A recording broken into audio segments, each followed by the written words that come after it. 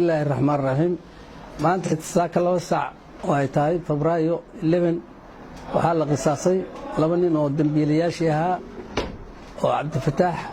Cabdiraxmaan Warsame iyo Cabdishakuur Maxamed Dige baa la qisaasay maanta aad iyo aad baan anaan qisaastay waan ku faraxsanahay ninkii saddexaad maadaama saddex nin oo xukuumana hayeen dilka maanta lagu wada furiyay maxaa dib u dhigay ninkii saddexaad waa dib u dhigay 10 cisho dib loo dhigay waana dambiilo ahaa codsi baa jiray xagga maartay dadka iyo annaka waana 10 waana la hubinayaa 10 cisho codsiga waxaa wada dhibay aniga iyo dad iyaga ka tirsan baa wada dhibnay in la hubiyo ninkaas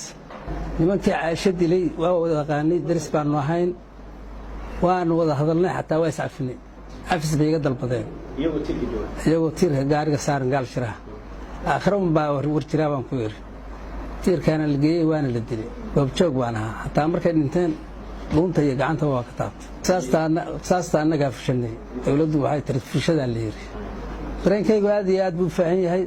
Soomaali weyn waa u mahadinayaa dadkii dambigaas galay Caasha Ilyas aadan ka galay waa la togtay laba ninna waa dambeeya oo 10 cisho ayuu xirnaanaya